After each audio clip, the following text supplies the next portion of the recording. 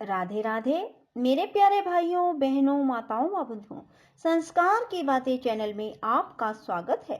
बंधुओं, आज माघ मास का बड़ा गुरुवार मैं आपके लिए लाई हूँ भगवान विष्णु की कथा। बंधुओं, माघ का महीना, गुरुवार का दिन और विष्णु भगवान की कथा, ये तीनों ही भगवान विष्णु को बहुत पसंद है। बंधुओं, जो मनुष्य भी माघ मास में गुरुवार के दिन भगवान विष्णु की इस कथा को सुनेंगे, उसकी हर इच्छा भगवान विष्णु पूरी करेंगे। बंधुओं, पूर्ण विश्वास, सच्ची निष्ठा, एकाग्र मन अवश्य रखें। बंधुओं, यदि आपने हमारे चैनल को अब तक सब्सक्राइब नहीं किया तो जरूर करें और बेल आइकन दबाना ना भूलें, ताकि आपको हमारी आने वाली सभी वीडियोस की जानकारी सबसे पहले हो सके। बंधुओं, अब आप हमारे साथ फेसबुक पर भी जुड़ सकते हैं, जिसका लिंक मैं नीचे डिस्क्रिप्शन में दे रही हूँ। बंधुओं, वीडियो को पूरी सुनने के बाद कमेंट बॉक्स में जय विष्णु भगवान जरूर लिखें। भगवान विष्णु कहते हैं, राजन, कृकल वैश्य सब तीर्थों की यात्रा पूरी करके अपने साथियों के साथ बड़े आनंद से घर की ओर लौटे। वे सोचते थे, मेरा संसार में जन्म लेना सफल हो गया, मेरे सब पितर स्वर्ग को चले गए होंगे।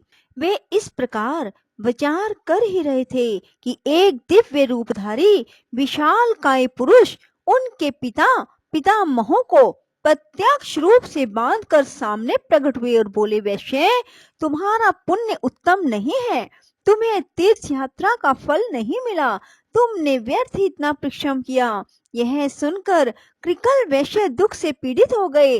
उन्होंने पूछा, आप कौन हैं जो ऐसी बात कह रहे हैं?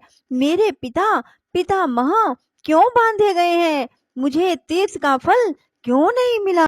धर्म ने कहा, जो धार्मिक आचार और उत्तम व्रत का पालन करने वाली, श्रेष्ठ गुणों से विभूषित, पुण्य में अनुराग रखने वाली पुण्यमयी पतिव्रता पत्नी को अकेली छोड़कर धर्म करने के लिए बाहर जाता है, उसका किया हुआ सारा धर्म व्यर्थ हो जाता है, इसमें तनिक भी संदेह नहीं है।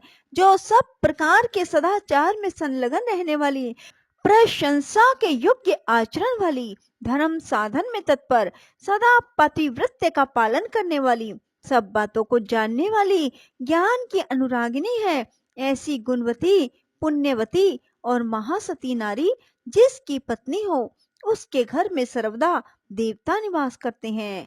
पितर भी उसके घर में रहकर निरंतर उसके यश की कामना करते रहते हैं। गंगा आदि पवित्र नदियां, सागर, यज्ञ, गो, ऋषि, संपूर्ण तीर्थ भी उस घर में मौजूद रहते हैं। पुण्यमयी पत्नी के सहयोग से गृहस्थ धर्म का पालन अच्छे ढंग से होता है। इस भूमंडल में गृहस्थ धर्म से बढ़कर दूसरा कोई धर्म नहीं। वैश्य, गृहस्थ का घर यदि सत्य और पुण्य से युक्त हो तो परम पवित्र माना गया है। वहां सब तीर्थ और देवता निवास करते हैं। गृहस्थ का सहारा लेकर सब प्राणी जीवन धारण करते हैं। गृहस्थ आश्रम के समान दूसरा कोई उत्तम आश्रम मुझे दिखाई नहीं देता। जिसके घर में साध्वी स्त्री होती है, उसके यहाँ मंत्र, अग्निहोत्र, संपूर्ण देवता, सनातन धर्म, दान, आचार सब मौजूद रहते हैं। इसी प्रकार जो पत्नी से रहित है, उसका घर जंगल के समान है। वहां किए हुए यज्ञ तथा भांति भांति के दान सिद्धिदायक नहीं होते। साध्वी पत्नी के समान कोई तीर्थ नहीं, पत्नी के समान कोई सुख नहीं। संसार से तारने के लिए, कल्याण साधन के लिए पत्नी के समान कोई पुण्य नहीं। जो अपनी धर्म परायणा सती नारी को छोड़कर चला जाता है, वह मनुष्य में अधम है। गृह धर्म का परित्याग करके तुम्हें धर्म का फल कहाँ मिलेगा? अपनी पत्नी को साथ लिए बिना जो तुमने तीर्थ में स्नान और दान किया, उसी दोष से तुम्हारे पूर्वज बांधे गए हैं। तुम चोर हो और तुम्हारे ये पितर भी चोर हैं, क्योंकि इन्होंने लोलुपतावश तुम्हारा दिया हुआ श्राद्ध का अन्न खाया है। तुमने श्राद्ध करते समय अपनी पत्नी को साथ नहीं रखा था। जो सुयोग्य पुत्र श्रद्धा से युक्त हो अपनी पत्नी के दिए हुए पिंड से श्राद्ध करता है, उससे पितरों को वैसी ही तृप्ति होती है जैसी अमृत पीने से। इसमें तनिक भी संदेह नहीं। पत्नी ही गृहस्थ धर्म की स्वामिनी है। उसके बिना ही जो तुमने शुभ कर्मों का अनुष्ठान किया है, यह स्पष्ट ही तुम्हारी चोरी है। जब पत्नी अपने हाथ से अन्न तैयार करके देती है तो वह अमृत के समान मधुर होता है।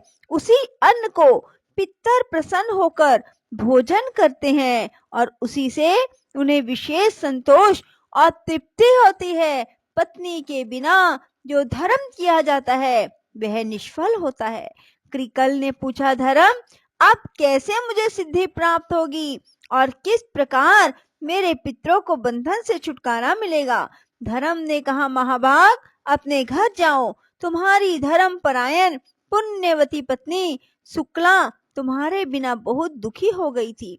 उसे सांत्वना दो और उसी के हाथ से श्राद्ध करो। अपने घर पर ही पुण्य तीर्थों का स्मरण करते हुए तुम श्रेष्ठ देवताओं का पूजन करो। इससे तुम्हारी की हुई तीर्थ यात्रा सफल हो जाएगी। भगवान श्री विष्णु कहते हैं, राजन, यो कहकर धर्म जैसे आए थे वैसे ही लौट गए। परम बुद्धिमान कृकल भी अपने घर गए और पतिव्रता पत्नी को देखकर मन ही मन बहुत प्रसन्न हुए। शुक्ला ने स्वामी को आया देख उनके शुभ आगमन के उपलक्ष्य में मांगलिक कार्य किए। इसके बाद धर्मात्मा वैश्य ने धर्म की सारी चेष्टा बतलाई। स्वामी के आनंददायक वचन सुनकर महाभागा शुक्ला को बड़ा हर्ष हुआ। उसके बाद कृकल ने घर पर ही रहकर पत्नी के साथ श्रद्धा पूर्वक श्राद्ध और देव पूजन आदि पुण्य कर्म का अनुष्ठान किया। इससे प्रसन्न होकर देवता, पितर और मुनिगण विमानों के द्वारा वहां आए और महात्मा कृकल और उसकी महानुभावा पत्नी दोनों की सराहना करने लगे। मैं, ब्रह्मा और महादेव जी भी अपनी अपनी देवी के साथ वहां गए। संपूर्ण देवता उस सती के सत्य से संतुष्ट थे। सब ने उन दोनों पति पत्नी से कहा, सुव्रत, तुम्हारा कल्याण हो, तुम अपनी पत्नी के साथ वर मांगो। कृकल ने पूछा, देववरों, मेरे किस पुण्य और तप के प्रसंग से पत्नी सहित मुझे वर देने को आप लोग पधारे हैं? इंद्र ने कहा, यह महाभागा शुक्ला सती है। इसके सत्य से संतुष्ट होकर हम लोग तुम्हें वर देना चाहते हैं। यह कहकर इंद्र ने उसके सतीत्व की परीक्षा का सारा वृतांत थोड़े में कह सुनाया। उसके सदाचार का महात्म सुनकर उसके स्वामी को बड़ी प्रसन्नता हुई। हर्ष उल्लास से कृकल के नेत्र डबडबा आए। धर्मात्मा वैश्य ने पत्नी के साथ समस्त देवताओं को बारंबार साष्टांग प्रणाम किया और कहा, महाभाग देवगण, आप सब लोग प्रसन्न हो। तीनों सनातन देवता ब्रह्मा, विष्णु, शिव हम पर संतुष्ट हो। अन्य जो पुण्य आत्मा ऋषि मुझ पर कृपा करके यहाँ पधारे हैं वे भी प्रसन्नता प्राप्त करें। मैं सदा भगवान की भक्ति करता रहूं। आप लोगों की कृपा से धर्म तथा सत्य में मेरा निरंतर अनुराग बना रहे। इसके बाद अंत में पत्नी और पितर के साथ मैं भगवान श्री विष्णु के धाम में जाना चाहता हूँ।